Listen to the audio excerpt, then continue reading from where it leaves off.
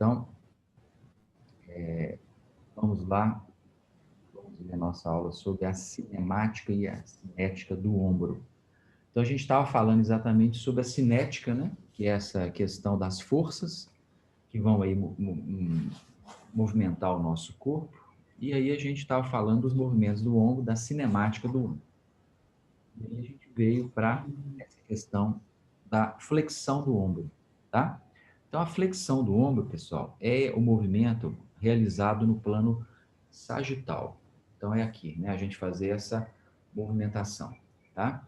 Então, na flexão do ombro, nós temos envolvido aí uma série de músculos, tá?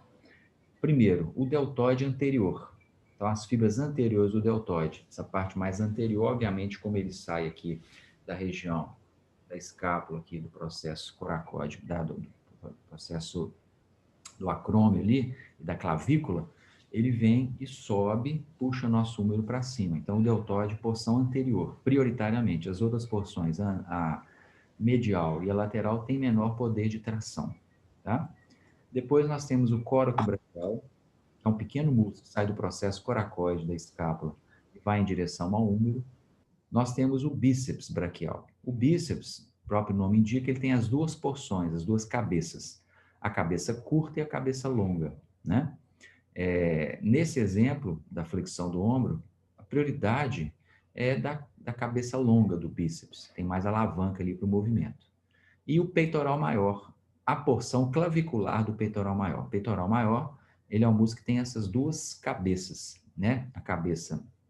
A porção external, ela sai do externo, e a porção mais clavicular. A flexão do ombro, ela enfatiza mais a porção clavicular, porque tem mais tração para poder trabalhar.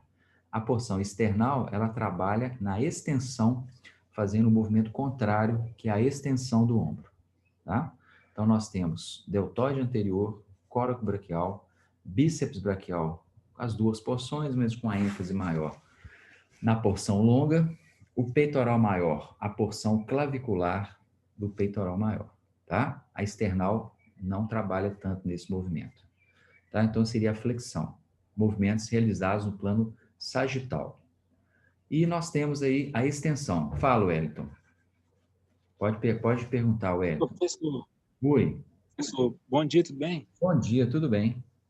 A dúvida é o seguinte: análise cinética, então, eu só vou falar quais os músculos que trabalham no movimento, enquanto a E cinemática, eu vou falar uma descrição mais completa, com como que é cada... na realidade, Seria... quando a gente faz aquela análise cinesiológica, né, a gente faz uma análise cinemática e cinética, você faz as duas coisas juntas, né? O tipo de Ah, contração excêntrica, concêntrica, os nomes dos músculos, os planos, os eixos, né? É a análise cinesiológica completa. Quando você fala movimento de flexão, aí você está falando uma análise da cinemática. Quando você coloca os músculos, você coloca músculos flexores, né? Coloca os nomes dos músculos, as forças que estão atuando, você está fazendo uma análise da cinética, das forças que estão atuando. E na análise cinesiológica é o conjunto, né? Todo esse conjunto a gente chama dessa análise cinesiológica, que engloba a avaliação da cinética e da cinemática. Entendido? entendi, obrigado. Nada. Então, pessoal, o outro movimento agora, analisando cineticamente, é o movimento de extensão. Então, seria aquele movimento que a gente faz, por exemplo, uma remada, quando você faz um movimento que tenha que tracionar o ombro para trás. Então, é a extensão do ombro, também realizada no plano sagital. Nesse movimento, nós temos as fibras posteriores do deltoide, tá? Então, as fibras mais posteriores. As anteriores são flexoras e as posteriores são extensoras, né? Nós temos a porção longa do tríceps. Então, a porção longa do tríceps também é extensora, tá? O tríceps tem a porção medial, a lateral e a longa. A medial e a lateral, elas não passam pelo ombro. Então, elas não têm capacidade de movimentar o ombro. Mas a porção longa, ela tem uma origem na escápula, no tubérculo infraglenoidal. Então, ela tem a capacidade também de mover o úmero. Então, ela é também uma extensora do úmero, né, ou do ombro, enquanto que as outras porções são basicamente extensoras do cotovelo. Nós temos o redondo maior, o redondo menor, aqueles pequenos músculos que nós chamamos de músculos escapulomerais, são músculos que saem da escápula e vão para o húmero, o infraespinhoso, que também é escapulomeral, o grande dorsal, né, que é também um potente extensor do ombro, e o peitoral maior, a sua porção external. Então, todos esses músculos em conjunto formam aí o nosso conjunto de músculos extensores. Deltoide, fibras posteriores, porção longa do tríceps, redondo maior, redondo menor, infraespinhoso, grande dorsal, peitoral maior, porção external. Então, esses músculos em conjunto são os músculos responsáveis pela nossa extensão do ombro, tá? Todos eles, então, são responsáveis pela extensão, tá? Então, quando a gente vai analisar essa movimentação, existe também um movimento, né, como a gente já até falou isso na teoria, que é o movimento de Skeption. O que é Skeption? Skeption é o movimento que fica ali no meio, né? A gente chama de movimento no plano da escápula. Por quê? A escápula, a nossa escápula, ela não é totalmente reta em relação ao gradil costal. A escápula tem um grau de obliquidade. A escápula, ela é em torno de 30 graus oblíqua em relação ao plano frontal, tá? Então, a gente tem essa obliquidade aí da escápula. Por isso, os movimentos, quando são realizados no plano da escápula, a gente tem essa angulação que é mais ou menos 30 graus em relação ao plano frontal. Esse é o plano frontal, aqui nós temos 30 graus em relação ao plano frontal. Então, quando a gente faz isso, né, a gente está trabalhando esse movimento de Skeption. Então, ele envolve uma movimentação que é essa que vocês estão vendo aí, trabalha o deltoide, né, trabalha a movimentação também do córaco braquial, ele envolve um pouco dos flexores e também um pouco dos abdutores. Aqui a gente está vendo o deltoide, a sua porção anterior trabalhando, tá vendo? O deltoide, ele sai aqui da clavícula e do acrômio, vem descendo e vai para a tuberosidade deltoide. E aqui a gente tem o bíceps, né, com as duas porções dele, a porção curta, que insere aqui no processo coracoide, e a porção longa, que insere no tubérculo supraglenoidal. Então, esses dois músculos são, então, responsáveis aí por esse movimento também de Skeption. O deltoide fica aí no meio entre a flexão e a abdução, né? Olha lá. Então, nós temos aí esse movimento de Skeption, tá? Olha lá.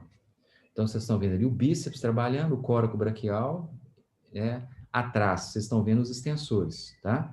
Então, ali nós temos os extensores, a porção longa do tríceps e o redondo maior, tá? Então, são músculos que vão aí atuar na extensão. Só que aqui, o que está acontecendo? Está havendo uma contração excêntrica dos mesmos músculos que fizeram a abdução, o Skeption, né? Monta o processo todo em via.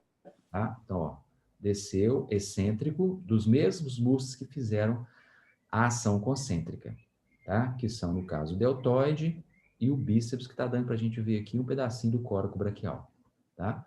Então, são os músculos responsáveis por esse movimento de Skeption, que é essa flexão no plano escapular, flexão-abdução realizada no plano escapular, que é o plano em que a escápula está perfeitamente adequada ao funcionamento juntamente com o húmero, tá?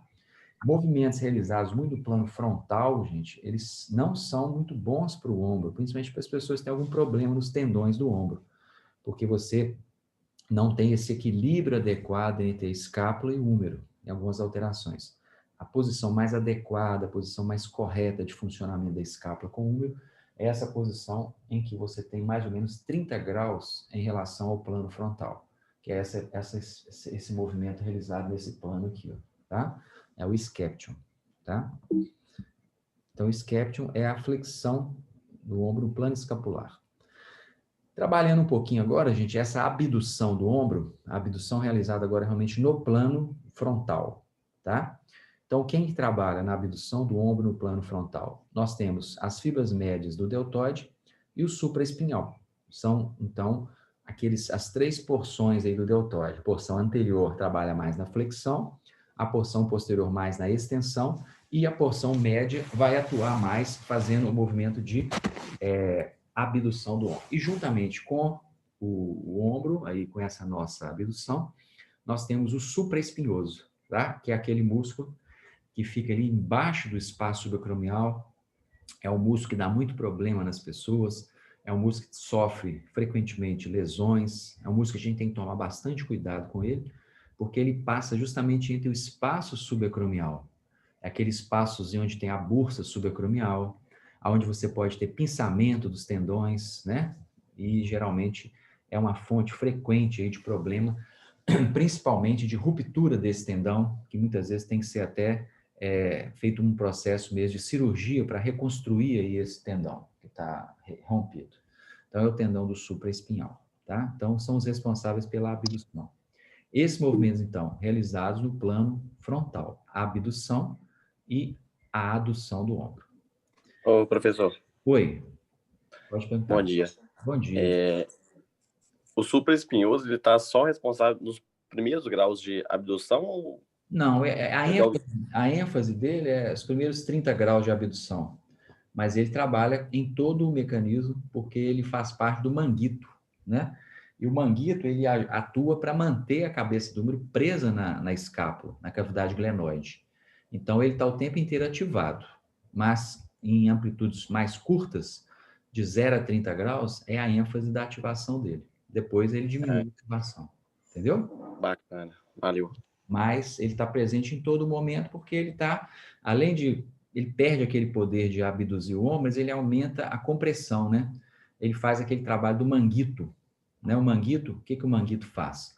O manguito rotador, que é o supraespinhoso, infraespinhoso, redondo menor e o subescapular, ele aperta a cabeça do ombro na cavidade glenoide. Então, em angulações maiores, ele está também trabalhando para poder cooptar, para poder apertar a cabeça do ombro na cavidade glenoide. Então, ele trabalha em todo, tem atividade elétrica, mas a ênfase é o iniciozinho da abdução. Tá bom? Beleza, valeu.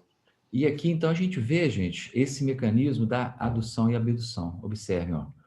Lembrando que a gente não está falando, por enquanto, dos movimentos da escápula. Depois nós vamos falar dos movimentos da escápula, né? Então, aqui você está observando a abdução do ombro, olha. A abdução. Olha lá, ó. Então, o deltoide trabalhando e o supraespinhoso, tá? E aí, você observa os músculos que estão ficando vermelhos aqui, ó, que são os extensores, tá? Então, o deltoide posterior está aqui, a porção longa do tríceps que está aqui, o grande dorsal, o redondo maior, tá? São todos esses músculos aí que estão ficando em vermelho. Estou observando que toda vez que eu faço uma abdução do ombro, eu tenho uma rotação superior da escápula. Desci, rotação inferior da escápula, né? Aí excêntrica dos deltoides, lá daqueles músculos. E na hora de subir, ó, excêntrica dos abdutores, do deltoide, fibras médias e do supraespinhoso. Na hora de subir, concêntrica do deltoide e do supraespinhoso. Eu estou, então, relaxando, né, tendo pouca ativação dos adutores. Se eu fosse fazer um pulley, por exemplo, né, se fosse puxar aqui fazendo um pulley, eu estaria trabalhando os meus adutores do ombro, deltoide posterior, porção longa do tríceps, aqui ó, porção longa do tríceps, redondo, maior e grande dorsal, tá? Então, eu tenho, nesse caso, como o braço está descendo, eu tenho a contração excêntrica desses músculos abdutores. E os verdes, eles não estão tendo, não está tendo contração. Você está simplesmente produzindo um relaxamento desses músculos. Lembrando que na hora que a gente faz a abdução e a adução, você tem concomitantemente a rotação superior da escápula, né? No caso aí da adução, a rotação inferior, e no caso da abdução, a rotação superior para manter o úmero alinhado na cavidade glenoide, mantendo ali aquele equilíbrio das forças, tá? Então, na adução... Oi, pode, pois não. Só uma dúvida. Eu me esqueci o nome do movimento anterior, antes de adução e abdução. Skeption é o movimento do plano da escápula. Abdução do ombro no plano da escápula. Chama Skeption. Skeption, tradução e abdução, é a angulação da escápula, a obliquidade da escápula. Skeption é o movimento realizado no plano da escápula. Ah, tá. O plano da escápula é aqui, ó, mais ou menos 30 graus. Então, ele não é nem abdução nem adução, né? Ele fica no meio, fica aqui, ó. Então, esse movimento a gente chama de Skeption. que a escápula fica 30 graus, na aula passada a gente viu lá, a escápula fica 30 graus em relação ao gradil costal, ela não é reta, tá? Tá. Então, eu tenho esse ângulo, quando a gente faz a abdução a 30 graus, em média, a gente fala que é o movimento realizado no plano escapular, que é o sception. Entendi. Tá. Beleza? Obrigado. Olha. Senhor, Oi. bom dia. Bom dia. Como é que o senhor, né? Tudo jóia. Então. Deixa eu perguntar para o senhor, numa fonte que eu pesquisei aqui, eu vi que a adução do ombro entrava também o córaco braquial, não procede, não? Olha, o córaco braquial, ele trabalha na flexão do ombro, né? Quando se você imaginar que o córaco braquial ele sai do processo coracoide e vai para o húmero, né? Ele sai do processo coracoide e fica aqui, o húmero aqui. Então, quando eu estou aqui e faço isso, ó, ele tem um poderzinho de tração, mas ele é mais específico aqui, a fazer a flexão. Entendeu? A flexão é que é o quente dele. Você pode considerar o córaco braquial, mas não é um músculo que tem uma importância. Porque é assim, no ombro, como o ombro é uma articulação muito ampla, muito grande, você tem vários músculos que podem contribuir para o movimento. Podem ajudar pouco. Então, como a ativação não aí a gente nem considera. Porque a alavanca dele é a alavanca reta, né? Ele sai daqui e vem para cá, ó. Ele é assim, ó. Né? Então, ele puxa para fazer isso. Agora, quando eu estou aqui, ó, ele, né, a alavanca dele já não fica tão legal. Aí você tem o grande dorsal, o redondo maior, que tem aquela linha de tração mais adequada. Entendeu? Então, eu não considerei por causa dessa pequena ativação. Tá certo? Beleza? Então, os adutores do ombro. Beleza, obrigado. Valeu. Adutores do ombro. Beleza. Adutores do ombro. Grande dorsal, redondo maior, peitoral maior e porção longa do tríceps. São os músculos aí que têm maior capacidade geradora de força, geradora de torque. Outros contribuem, mas esse é o principal, ou esses são os principais, tá? Então, tem grande dorsal, como a gente viu anteriormente, redondo maior, peitoral maior e a porção longa do tríceps. Então, são aí músculos que têm linhas de tração bem adaptadas para gerar o movimento de adução do ombro. Tá? Agora, gente, as rotações. A rotação interna e a rotação externa. Tá? Então, são movimentos agora realizados no plano transverso, realizados no plano transversal. E aí nós temos rotação interna, que seria você girar o ombro para dentro, né? Você fazer aquele giro interno do ombro, você fazer esse movimento, né? Rodar o ombro internamente, ou fazer esse movimento de girar com resistência o ombro para dentro, rotação interna do ombro. São os maiores, são os grandes. Então, quem que trabalha na rotação interna? Nós temos o grande dorsal, peitoral maior, redondo maior, subescapular e as fibras anteriores do deltoide. Esses, então, são os principais músculos rotadores internos do ombro. Então, quando eu faço um exercício com borrachinha, quando eu faço esse movimento, ó, eu estou trabalhando basicamente essa musculatura, grande dorsal, peitoral maior, redondo maior, o subescapular e as fibras anteriores do deltoide. Então, são músculos, vocês observem, bastante potentes, né? Músculos que têm realmente muita capacidade de geração de torque, porque tem um volume muscular muito grande, tá? Então, rotadores internos. E eu tenho, para o outro lado, os rotadores externos, né? E aqui, ó, então a gente vai observar movimentação de rotação externa do ombro, ó. Ali, então, eu estou alongando os rotadores internos. Aqui a gente está vendo o grande dorsal e o redondo maior ficando vermelho e o deltoide posterior, né, sendo alongado. Então, ó, rotação, aqui ele está fazendo a rotação externa do ombro. Então, ele está usando o supraespinhoso, o infraespinhoso, o redondo menor e o deltoide posterior. Então, observe, o deltoide anterior, ele é rotador interno, e o deltoide posterior é rotador externo, tá? Então, aqui nós temos, ó, rotação, pode perguntar, Wellington. Professor, esse movimento aí que é o que trabalha mais os músculos do manguito, né? Não necessariamente. Não necessariamente. O manguito, ele é formado pelo supraespinhoso, pelo infraespinhoso, pelo redondo menor e pelo subescapular. Então, você fazendo a rotação externa, como você está fazendo aí, você está trabalhando o supraespinhoso, o infraespinhoso e o redondo menor. Você está trabalhando essa musculatura. Só que, como eu falei com vocês, a principal função do manguito é manter a cabeça do húmero presa na cavidade glenoide. Então, você até trabalha essa musculatura. Fazendo essa rotação, você está fazendo a rotação externa usando todos os músculos rotadores, menos o subescapular. O subescapular é rotador interno. Só que esse movimento realizado com o braço muito próximo ao corpo, ele é pouco funcional, né? Porque a gente geralmente utiliza o manguito em situações em que você está com o braço acima da cabeça, né? Fazendo uma atividade de lançamento ou tendo alguma atividade que exija esse movimento. Então, isso aqui, ó, é um trabalho forte para o manguito.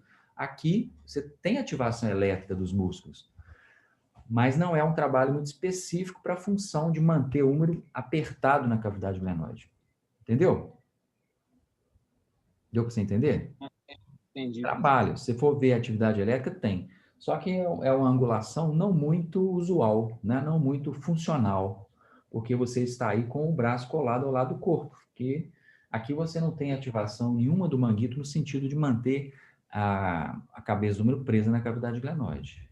Eu falo no seguinte, porque na academia a gente geralmente faz esse exercício para fortalecimento dos músculos do manguito, para quando eu tiver uma situação que você está falando acima da cabeça, isso, esses músculos já estão mais fortes, entendeu?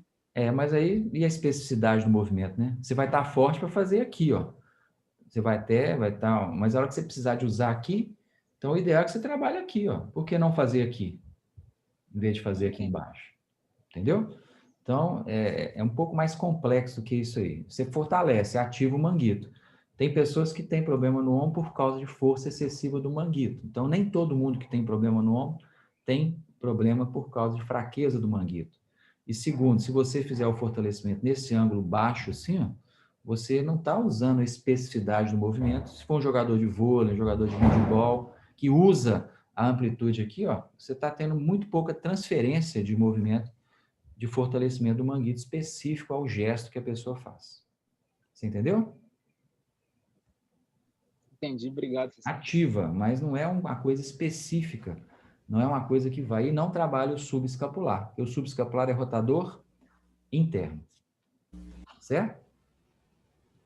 Então, rotadores externos, olha lá, ó, atuando, ó, infraespinhoso, o redondo menor e o deltoide posterior e o supraespinhoso. Então, ficaram verdes, tá vendo? Ó? Então, está trabalhando, está ativando essa musculatura, está fortalecendo. O problema aqui é a pouca especificidade do gesto de estabilização do ombro. Então, aqui nós temos rotadores externos, infraespinhoso, redondo menor e as fibras posteriores do deltoide, tá? Então, infraespinhal, tem alguns autores que consideram o supraespinhal também rotador externo, o redondo maior e as fibras posteriores do deltoide. Então, são aí os nossos rotadores externos do ombro.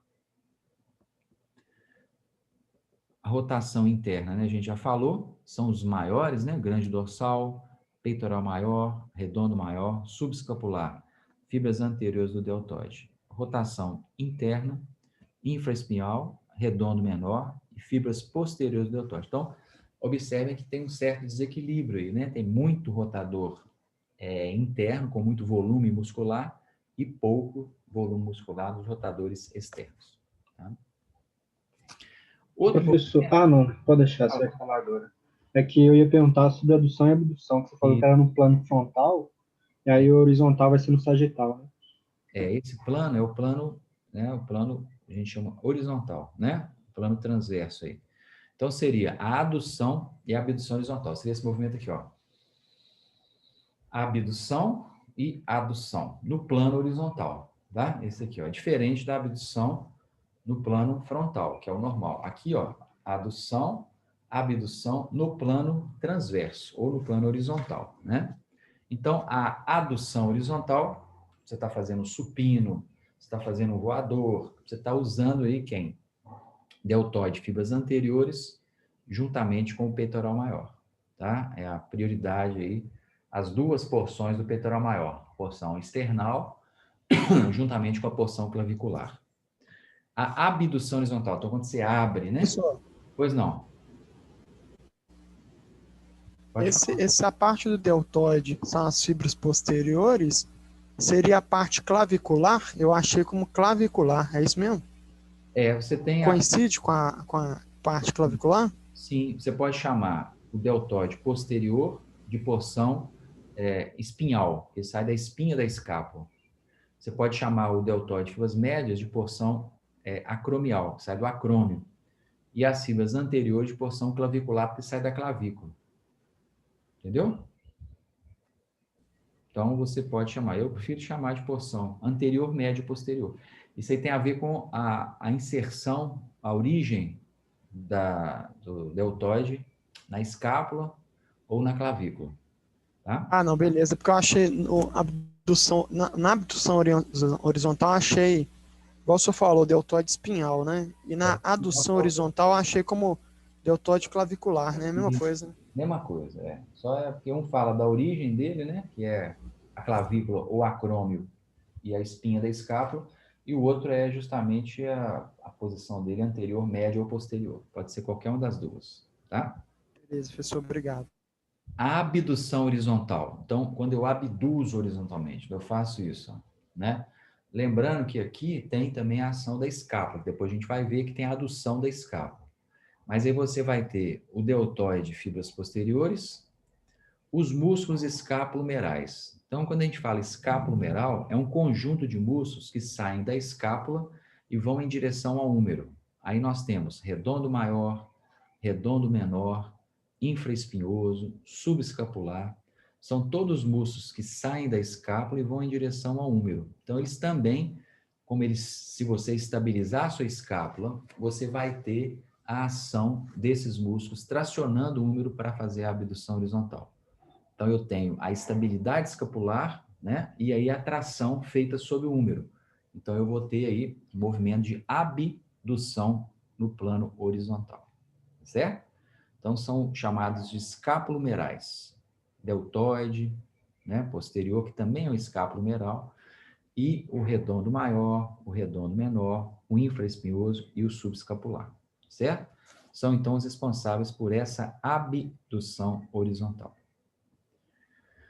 Muito bem, então aí a gente já viu os movimentos do húmero, flexão, extensão, abdução, adução, rotação externa, rotação interna, adução e abdução horizontal. Movimentos realizados pela nossa glenohumeral. Agora, a gente vai ver os movimentos da articulação escápulo-torácica. É aquela movimentação que sai da escápula se movimentando sobre o gradil costal. Vocês já viram ali na abdução, né? Quando eu faço a abdução, há uma rotação superior da escápula. A escápula roda superiormente. Quando eu faço uma adução, né, no caso, a escápula roda inferiormente. Então, você tem aí todo esse mecanismo de acoplamento.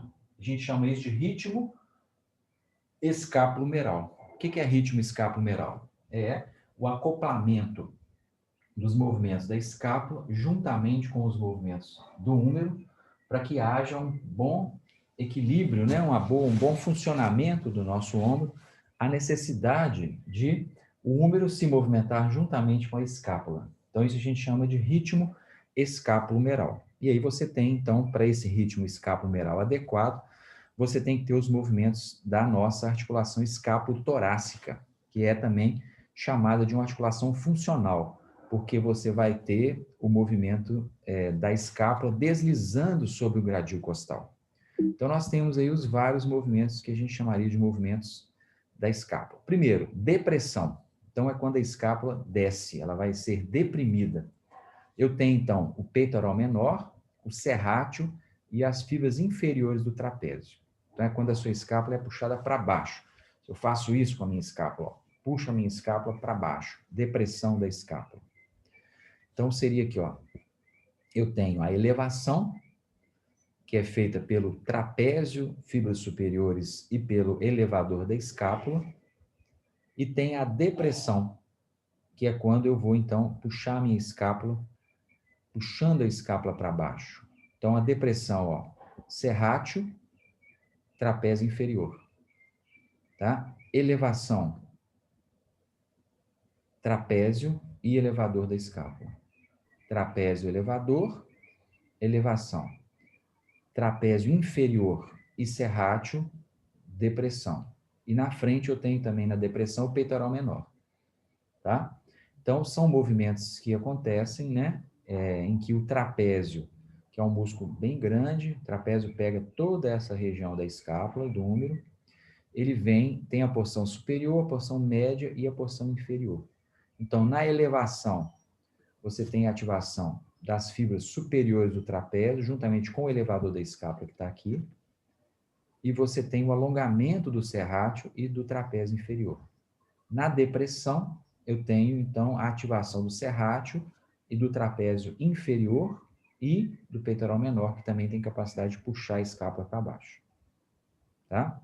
Professor, qual que é o plano de movimento desses movimentos? Não, esse é um movimento que não tem um plano, porque ele é multiplanar, né? Ele acontece um pouco no plano, um pouco no outro, é tridimensional. O movimento da escápula, ele é sempre tridimensional. Sempre que você está fazendo uma elevação, é o plano tridimensional. Por isso que é muito difícil. Por causa da obliquidade da escápula? A obliquidade, ela não pega só um plano, né? Ela é tridimensional.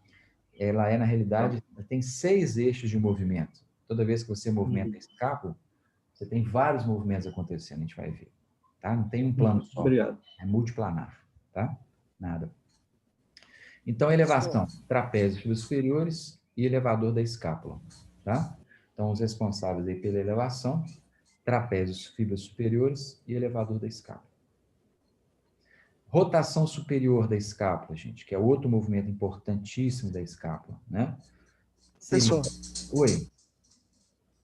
Rapidinho, só na elevação, eu também achei aqui romboides. Aí romboides deve ser a mesma coisa, né? Não é a ação principal, não, né? Não, você pode até considerar o romboide, porque o romboide, ele sai das 2 últimas vértebras cervicais e vai para as 4 primeiras torácicas. Então, ele tem uma pequena alavancazinha, você pode considerar assim, como o romboide também. Aí é aquilo que o senhor falou, né? Talvez não seja não é o principal, né? Pensar nos principais, né?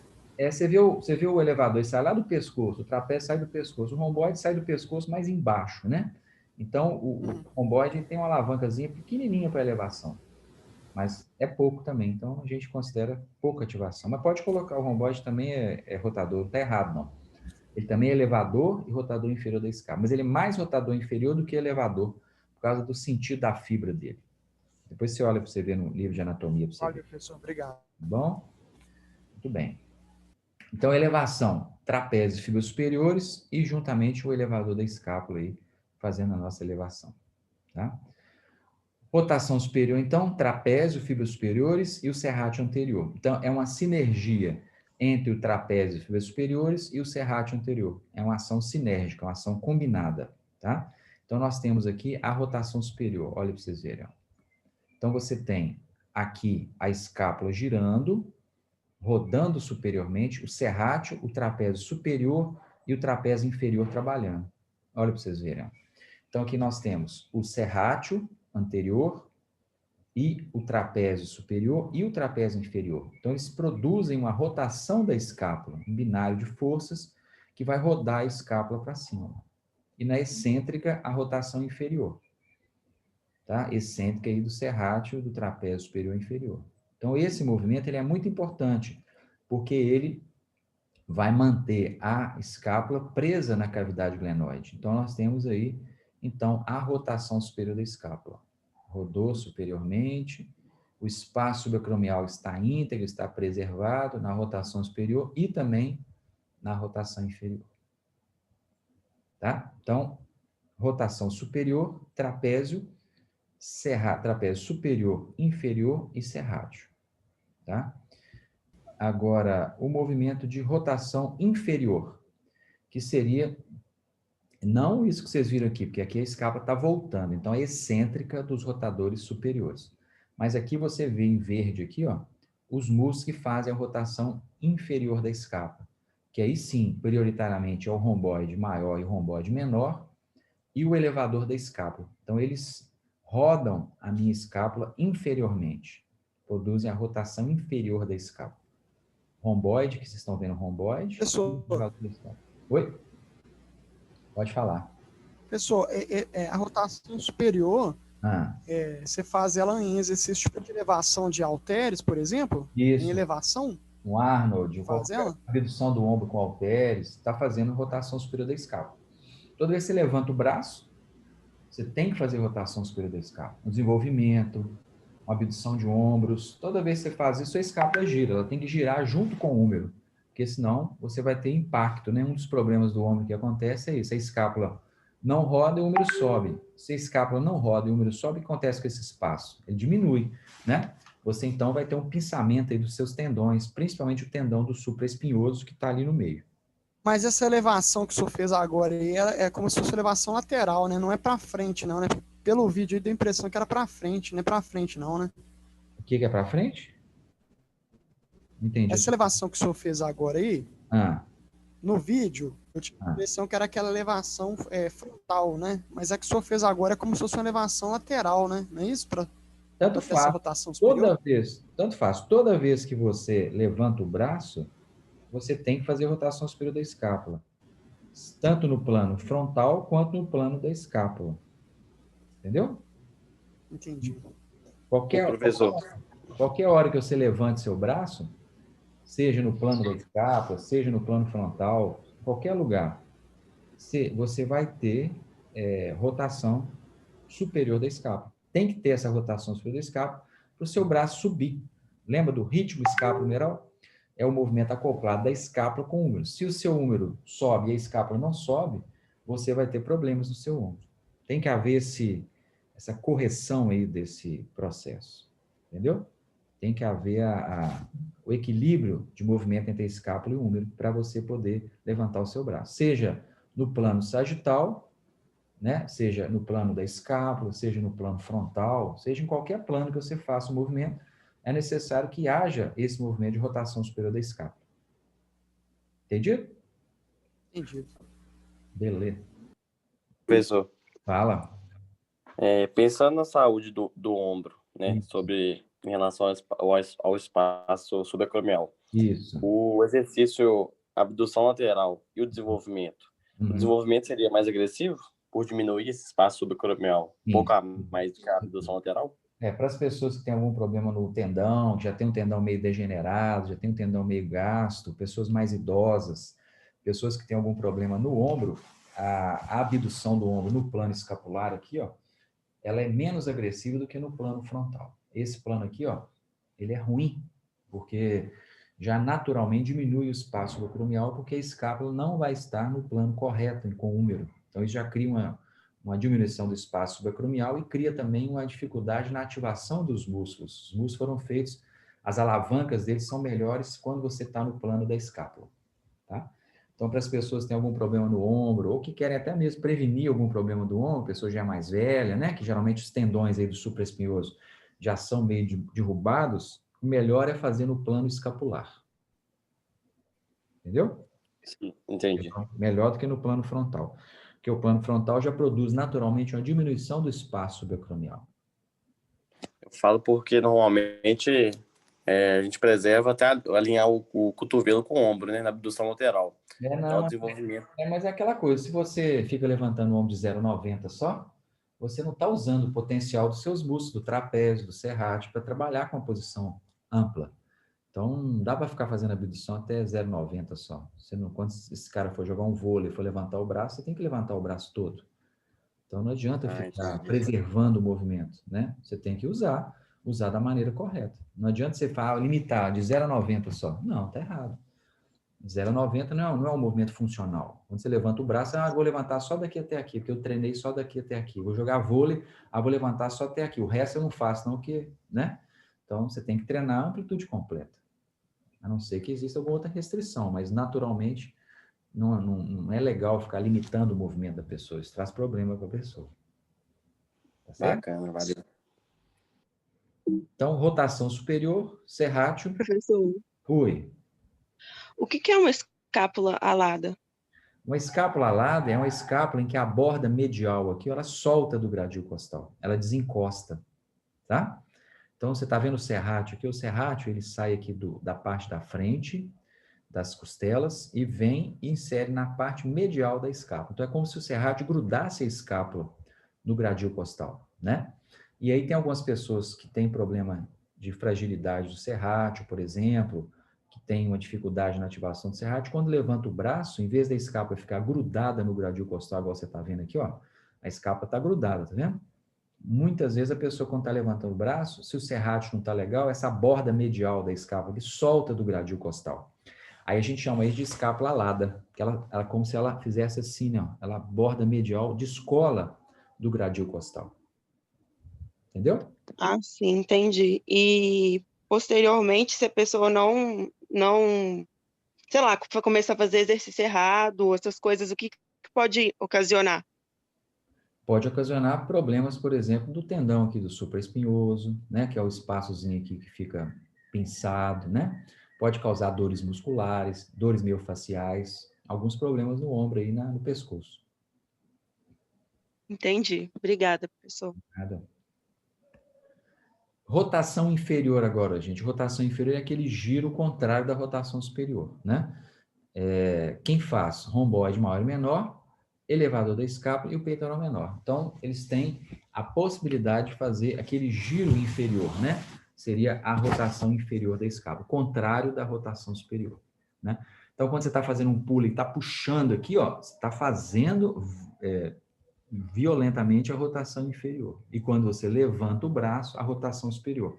Se eu só deixo meu braço cair, aí vai ser uma excêntrica, o movimento vai ser rotação inferior, mas vai ser por uma contração excêntrica dos rotadores superiores, né? Como a gente viu ali no exemplo, tá? Então, quem faz rotação inferior? Se for dinâmico, você puxar alguma coisa para baixo, assim, ó, sua escápula vai estar rodando inferiormente. Aí é o romboide, maior e menor, elevador da escápula e peitoral menor que estão trabalhando. Mas se você simplesmente deixa seu braço cair ao lado do corpo, aí é a contração excêntrica dos rotadores superiores. Tá? Aqui, ó, a gente vê, então, a ação do peitoral menor. Porque o peitoral menor é também um rotador inferior. Ó, tá vendo? Ele está alongando quando a gente está fazendo a rotação superior, juntamente com o elevador da escápula. E na hora que você puxa, então, ele tem um ângulo, né, que ele consegue girar a escápula inferiormente e também ele consegue deprimir. Por isso, o peitoral menor é um depressor da escápula, ele está puxando o processo coracoide para baixo. Então, você tem aqui as costelas, a origem do peitoral e a inserção ali no processo coracoide. Então, o peitoral menor, ele é rotador inferior, aí está sendo alongado na rotação superior, tá vendo?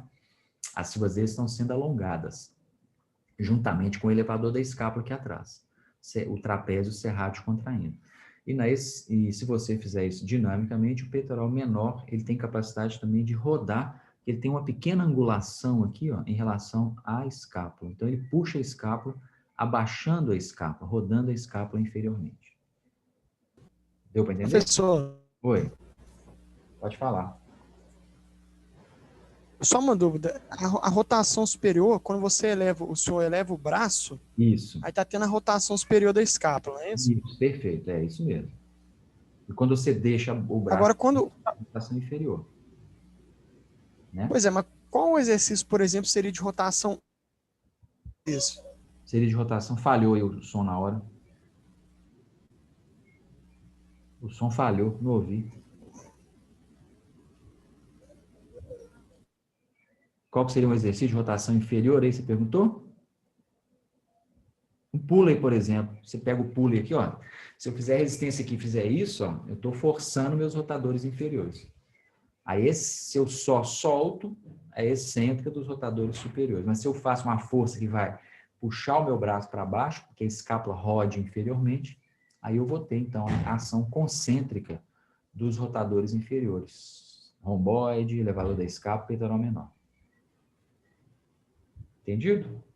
Não, beleza. A minha dúvida era exatamente essa, porque quando sobe, Isso, é a rotação superior. isso. Quando você solta É e esse. desce, aí é a contração excêntrica dos superiores, né? E não Isso. rotação. Não é, Não é isso? o movimento, se você analisar cinematicamente, o movimento é rotação inferior, que a sua escapa está rodando inferiormente. É o Mas mesmo. a cinética dos músculos que estão trabalhando não são os rotadores superiores, inferiores, são os rotadores superiores excentricamente. Entendeu? Entendi. A gente tem que pensar que Pensar na força, né? a ação concêntrica a concêntrica está ligada à força, né? Exatamente. A excêntrica, a frenagem. E a excêntrica, aquela frenagem no movimento, né? Você não está deixando o braço cair, você está soltando ele lentamente. Então, é como se tivesse essa contração excêntrica, igual está aqui, ó. Você rodou, ó, fez a concêntrica, tá vendo? Ó? Encurtou a fibra do músculo do serrátil e do trapézio superior e do trapézio inferior, né? Aí, na hora que você está voltando, você está soltando devagarzinho. Então, é excêntrica dos mesmos que fizeram a rotação superior. Agora, se você tiver alguma resistência, tiver uma coisa te puxando aqui, que você tem que vencer a resistência, que a sua escapa faça essa rotação, aí já é concêntrica dos rotadores inferiores. Entendeu? Beleza. Isso aí é chatinho mesmo. Abdução escapular, gente. Abdução e adução da escápula. Abdução da escápula é a escápula ser empurrada toda para frente. É isso aqui, ó. Como se fosse alcançar alguma coisa lá na frente, ó. Isso é a abdução escapular. E o contrário é a retração escapular, né? Então, a abdução é o serrátil anterior, o subescapular e o infraespinhal. Então, aqui, ó. Diferente da rotação superior. Tá vendo que aí a escápula agora está indo reta, tá vendo, ó? A escápula está com a borda medial paralela às vértebras. Então, é a abdução e, quando eu volto, é retração. Abdução, serrátil anterior principal, né? Serrátil anterior, como é que ele puxa a escápula, ele tem uma ação boa para puxar. O subescapular também. Mas o principal é o serrátil, ó, abduziu, tá vendo? Ó. E na hora que eu volto, eu faço a retração da escápula. Tá? Ó, abdução é um movimento nesse sentido aqui, como se fosse empurrar alguma coisa. Então, eu estou lá no supino, estou aqui, faço isso, ó, com a minha barra, eu estou fazendo a abdução da escápula. E quando eu volto, estou fazendo a excêntrica dos mesmos abdutores. O movimento é a adução, mas a excêntrica é do serrátil. Tá, pessoal? Abdução e adução escapular. Ó. Abdução. Professor, obrigado. Ó, abdução. Alonguei o trapézio, alonguei o romboide. Depois eu vou fazer, então, a contração concêntrica. Ó. Ficou verde ali, romboide, trapézio, fibras médias. Alonguei o serrátil. Encurtei o serrátil, alonguei o romboide e o trapézio. Não tem excêntrica aqui. Aqui é simplesmente alongamento, tá passivo, né? E o serrátil encurtou. E o contrário é a adução. Fechou as escápulas. Ó. Tá? Então, olha. Abdução. Quem faz a abdução da escápula? Serrátil anterior, subescapular e infraespinhal. Quem faz a adução escapular? Romboides, trapézio, fibras médias e o elevador da escápula. Esse elevador da escápula também tem uma açãozinha pequena de adução. Prioridade, romboides, trapézio, fibras médias, que é o que vocês viram aqui, ó. Romboides são aqueles verdinhos ali, ó. Alonguei o romboide, ó. Alonguei o trapézio, fibras médias e o elevador da escápula. Quando eu fechar, eu trabalho a contração concêntrica deles, ó. Concêntrica do romboide e do trapézio, fibras médias. Agora, pessoal, abdução é a mesma coisa. Protusão e de protração é a mesma coisa? Exatamente. Então, se você quiser utilizar os termos abdução, protração, protusão, todos são sinônimos de abdução da escápula. Tá joia? Todos são sinônimos. Tilt anterior da escápula, gente. São algumas alterações de alinhamento, como até a colega perguntou, né, anteriormente, a escápula alada. Então, tilt anterior da escápula. É esse movimento que a escápula faz ela fica pontuda aqui atrás, tá vendo aqui, ó? Tá pontuda aqui, ó. Então isso é o tilt anterior da escápula, como se a escápula tivesse pontuda, como se ela levantasse a parte da frente e para frente e a de trás subisse. Então isso é encurtamento aí do peitoral menor, do deltoide, do bíceps e do córrego braquial. Então os músculos anteriores puxam a escápula para frente e a escápula fica pontudinha lá no fundo.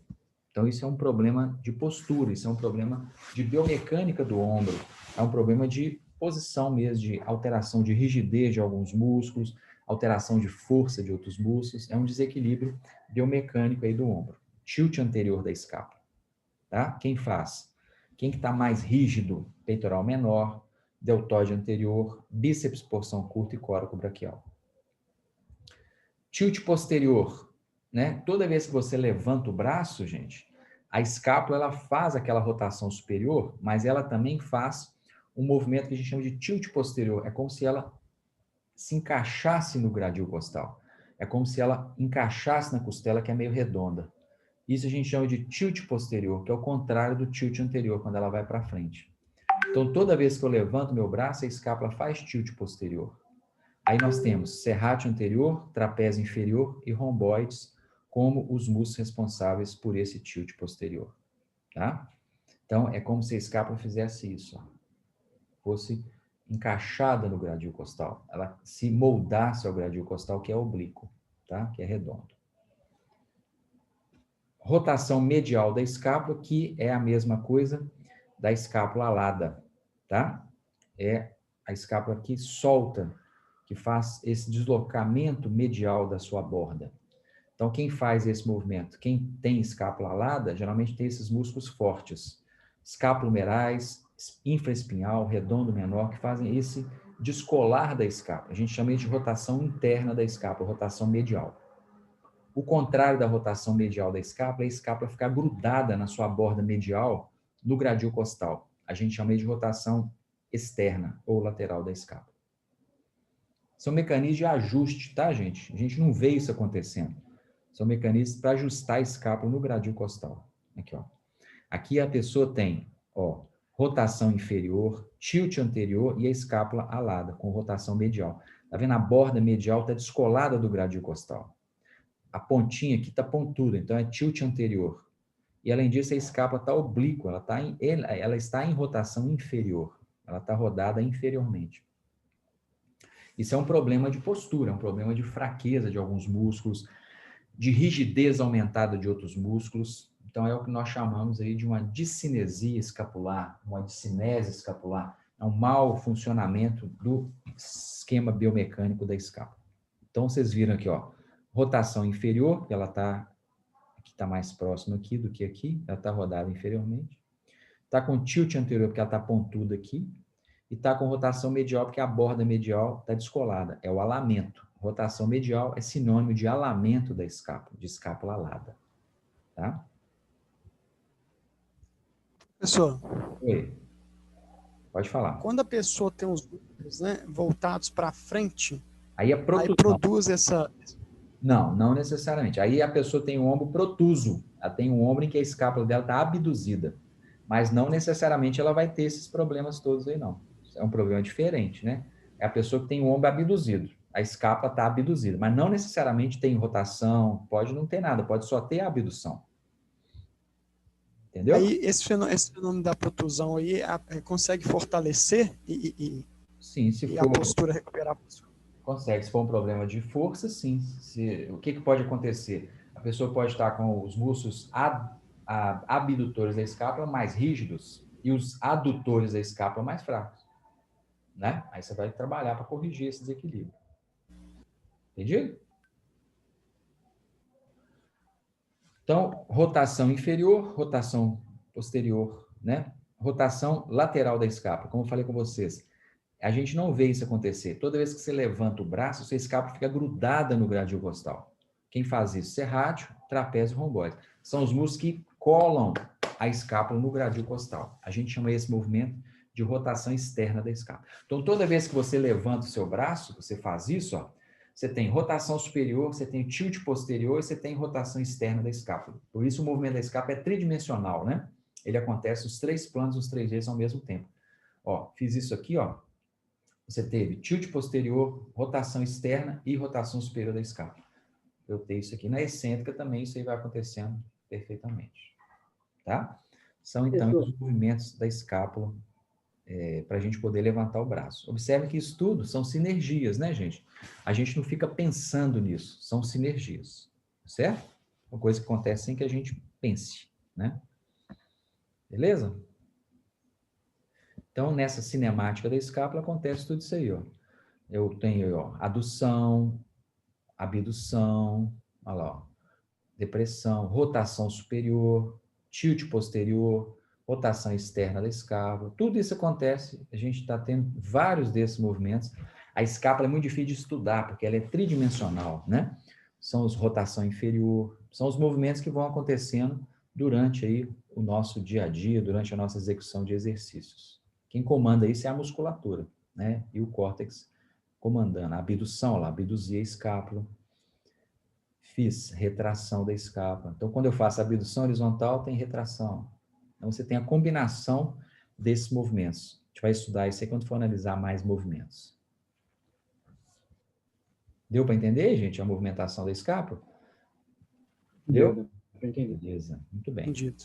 Dá uma estudadinha que é legal. Professor, quando a pessoa tem uma fratura da clavícula, isso, ela deve ficar bem comprometida essa cinemática aí, né? Durante um tempo, né? Depois, na recuperação depois, talvez, não sei se volta a mesma coisa, né?